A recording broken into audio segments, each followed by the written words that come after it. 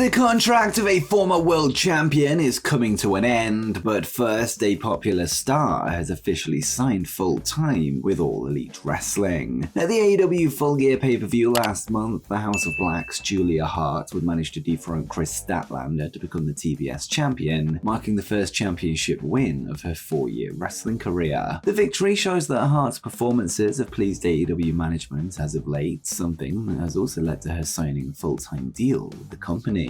According to Fightful Select, Julia is now under an official full-time contract with All Elite Wrestling, elevating from a per-dates deal, something that's been kept quiet due to the lack of Julia Hart is All Elite graphic, and they would write, although she hasn't received the Is All Elite graphic, Fightful is told that Julia Hart is under a full-time contract with All Elite Wrestling. We're told this was done quite a while back, but no announcement was made and it wasn't reported. After Hart winning the TBS title, Fightful asked why no graphic was given, and we were just told there are numerous full-time talents that were increased from per-date deals that didn't end up getting graphics. And next up, 2 major CM Punk WWE feuds have been teased. Upon the WWE return of CM Punk at the Survivor Series, 2 men seemingly took issue with WWE's decision to re-sign him, with Seth Rollins and Drew McIntyre playing up to the fact that they were unhappy. Since then, it's become ever more apparent that the reactions were part of a developing storyline, 2 angles that were built upon last night on Raw. Starting with Drew McIntyre, he would make a subtle reference to the straight-edge superstar during his promo without calling him out by name, and he would say, apparently you can get fired, released, leave, do what you want for a bunch of time, come back to the company, and you're instantly forgiven these days.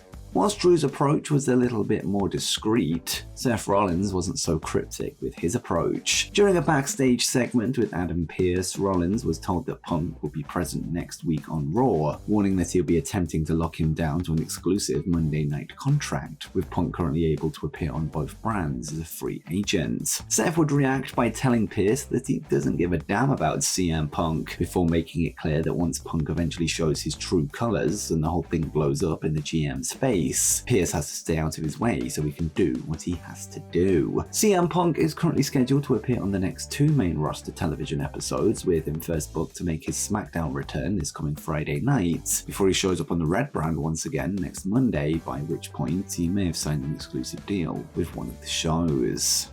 Next up, a huge match is set for next week's Monday Night Raw. Elsewhere on Raw last night, the rivalry between Cody Rhodes and Shinsuke Nakamura would continue after it was revealed last week that the American Nightmare was the person the King of Strong Style has been referencing during his recent cryptic backstage promos. After being struck by the poison mist last week on Raw, Cody would call Nakamura out to the ring, although he would only appear on the Titantron to issue a challenge. Shinsuke would vow to finish Rhodes' story for him, this after making comparisons between the 2 men's career paths. Rhodes would then say that he doesn't run from a fight, with it initially unclear when the 2 men could meet inside the ring. However, later in the night, a match between Cody Rhodes and Shinsuke Nakamura would be confirmed, with the 2 men set to meet next week in singles action for the first time ever. Next, WWE have run into some legal trouble with a recent catchphrase. Ever since splitting from the Bloodline, Jey Uso has transformed into one of the most popular single stars on the WWE roster, with a certain catchphrase being one of the key elements of his act. The word yeet has been written on his t-shirt for a number of weeks at this point, with fans often chanting the phrase at him during his entrances and matches. However, last night on Monday Night Raw, Uso would appear wearing his previous main event Jey shirt, with yeet being blurred out during a video package that aired prior to his World Heavyweight title match against Seth Rollins. The issue appears to be linked to an existing trademark held by independent wrestler Casey Huffman, who has owned the term for wrestling purposes since July 2021. With that said, it looks like something could be worked out going forward, as according to the Wrestling News, a subdivision of Arcadian Vanguard owned by Jim Cornette podcast co-host Brian Last, a cease and desist was filed by Huffman, with both parties currently working on a potential resolution. And the outlet would write, The Wrestling News has learned that WWE was sent a cease and desist order last week with regards to the yeet catchphrase used by Jey Uso. Independent wrestler Casey Huffman first applied for a trademark on the term with regards to pro wrestling in 2021. Huffman is represented by Stephen P. New and Dusty Quinn. The parties involved are exploring a potential resolution of the issue. The yeet catchphrase was blurred out on Uso's shirt during Monday Night Raw last night. If WWE really want to continue to use the catchphrase for Jey Uso, they will have to buy out the trademark from Casey, and depending on how reasonable his demands are, I'd imagine this is something that can be agreed in the near future.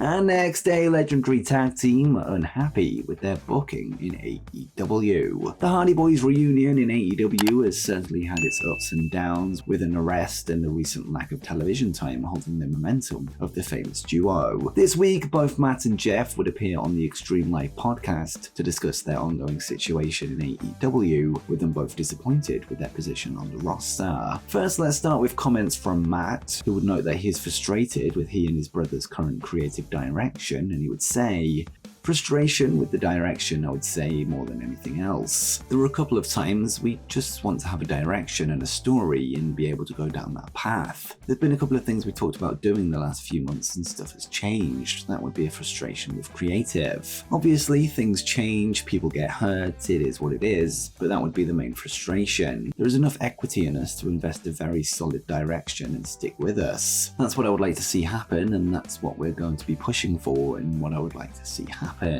Jeff would then step in and compare his current feeling to that of his time in WWE, noting that he feels like a ghost backstage, and he would note, I said in WWE I felt like I was a ghost just walking around backstage. Honestly, I kind of still feel like that at AEW just because not being involved in something cool, and I feel like there is something so special that we have within us to really bring out, and that brings me to things with ego.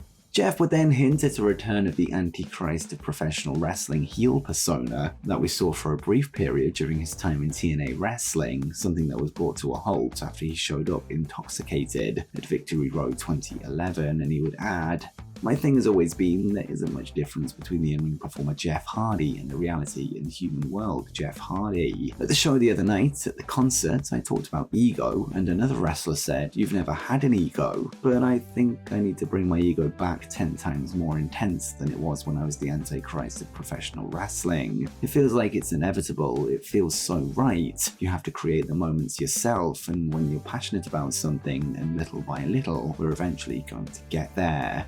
But what do you think of the Hardys' comments regarding their current creative? Should AEW be doing more with them? Do you think a heel turn could be the answer to their problems? Let me know in the comments down below. Next up, a major AEW departure has been confirmed. Since the launch of All Elite Wrestling, former TNA executive producer Kevin Sullivan, not to be confused with the former WCW wrestler and booker Kevin Sullivan, has played a key role in the on-screen presentation of AEW. With that said, the AEW original has now been relieved of his duties within the promotion, news that was confirmed by both Sean Ross Sapp of Fightful, as well as Dave Meltzer of Wrestling Observer, and Meltzer would take to the F4W online website to write, major news behind the scenes in AEW as Kevin Sullivan, the vice president of post-production, was let go today. Mike Mansory, the senior vice president and co-executive producer, made the call. Sullivan, no relation to the more famous wrestler, was very highly thought of and had been with AEW from the earliest days, coming over from Impact. Sullivan built the entire AEW post-production team that was based in Nashville, so there are a lot of questions going around regarding what happened, past the feeling that the original AEW has changed greatly.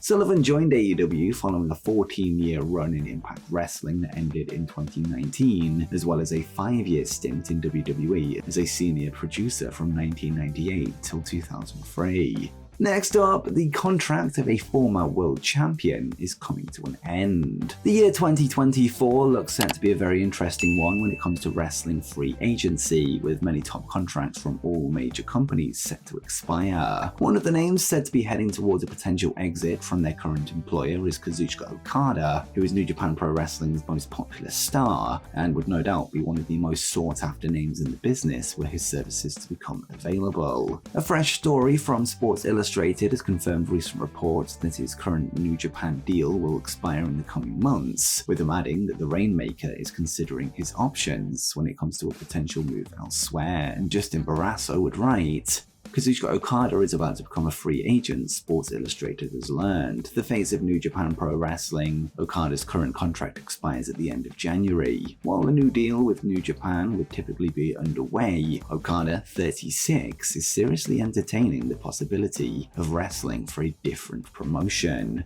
It's been reported in the past that Triple H is a big fan of Okada, with his right-hand man Shawn Michaels also publicly praising the Japanese star. Whilst WWE would no doubt be interested in the signing, All Elite Wrestling would also likely be keen to snap Okada up were the opportunity to present itself, with their partnership with New Japan never being an issue when it comes to signing away their talent, as seen with the recent acquisitions of Will Ospreay and Jay White. It's worth noting that a report claims Okada's priority is to continue living in Japan, something that could favour AEW, as they're more open to having their talent live abroad whilst travelling for the shows, something that's difficult in WWE due to their regular live event schedule. With that said, money talks, and it's possible the former IWGP World Heavyweight Champion could be talked into moving to the United States under the right circumstances, but that's just speculation. And before you go, make sure you check out 10 facts that MJF doesn't want you to know.